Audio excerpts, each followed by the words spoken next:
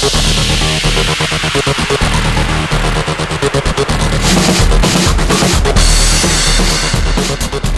going on, guys? Shane here. In this low kick tutorial, we're going to be using the Hypnotic Shin Guards by MMA Warehouse with the detachable instep for extra comfort, grappling, or if you're training with sneakers on like I usually do on a park or on a gym floor. These are awesome and I highly recommend them. Links are in the description below. All right, let's start off basic with the low kick, the cut kick. I'm not going to go too in depth with how to throw these kicks. I can't give away too much information. I'll be upsetting Muay Thai schools out there, right? So imagine your leg is an axe. So you're literally chopping into your opponent's leg with your shin, aiming 2 or 3 inches above the knee, aiming to shut down the quadricep muscle. Or you can throw it more directly if you're just trying to get a quick kick. Either way, I want you to slip your head and get out of the way, whether it's crunching forward, leaning back, or out to the side. You want to evade any counter punches when you're throwing kicks. And in practice, or if you ever miss, you always want to follow through, bring the opposite leg up to check. The reason being is because you're aiming to chop through that person's leg. You want to chop their leg off, right? Hypothetically. So you need to get in the habit of following through, whether you're shadowboxing or if you go to kick and your opponent moves out of the way. With that being said, no single kicks. You don't want to throw any kick on its own. We're going to talk about setups. If you throw a rear kick by itself, it's very easily seen and easily blocked. Instead, you want to set it up with some sort of punch. Anything, like a hook or a jab. It's one of the most common combos is a jab cut. Okay, so here we're throwing the jab, we're stepping out and throwing the kick. If you want to expedite that and combine the jab and the step, you can do that, but there's not as much power on the jab or even the kick itself, but it's quicker. Doesn't have to be a jab, it can be a cross, and you can also use that to pull your opponent into the kick.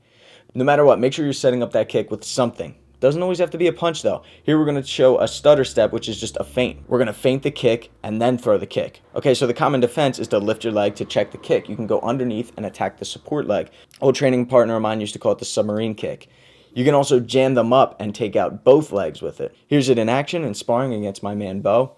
He was backing up a lot, so I used that stutter step to get him heavy on his feet and attack both legs because he didn't lift his leg up to check. A variation of that is faking and then attacking with the opposite leg on the inside or the rear leg. Okay, here I'm setting it up with a cross, creating that angle, stepping out. You can see he lifts his leg up and I attack the rear support leg. Speaking of the lead leg kick, the inside leg kick. Some people call this the pendulum kick. I call it shuffling in, throwing an inside leg kick. You can think of this almost like a jab because this can be thrown on its own. It's a great way to close off the distance, to step in, just shuffle in real quick.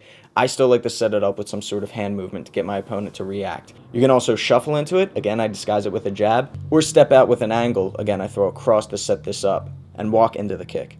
An example of that here with a jab cross, stepping out and throwing the left kick, or off the counter, blocking the head kick and following up with the left low kick. I've mentioned that there aren't many straight kicks in Muay Thai. Teep is the most commonly used one.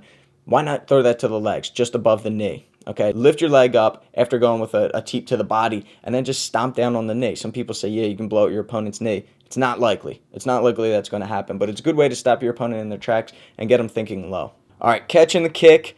Not going to go in depth on how to catch kicks. If you want information on that, check out myfightgym.com. But once you have your opponent on one leg, it's pretty easy to sweep their leg out. In fact, it's not even the kick really that does the sweep. It's your hands, catching them off balance and then just taking their leg out with that kick. Here's 2 examples of me using it against Bo. And this one sort of combines Taekwondo into it. So if you don't want to be like Anderson Silva, you don't want your shin broken on a check kick. If you see your opponent's definitely going to check it, bail on the kick, spin through, and follow up with a back kick or a wheel kick. All right, you see Bo lifts his leg up. I don't throw the low kick. Instead, I spin through, keep my eyes on my opponent, and throw the back kick. Again, if you're looking to practice these kicks, get 2 pairs of Hypnotic Shin Guards. Links in the description below. All right, guys, thanks for watching. So this time next week, I'm going to be uploading part 2, which is blocking low kicks. Okay, so just in case your bully, your opponent saw this video, you want to make sure that you know how to block and you know how to defend against them. So subscribe, contact me on Twitter, and if you're looking to get more in-depth techniques, like I said, I didn't tell you everything, click that middle link there to get to My Fight Gym and sign up.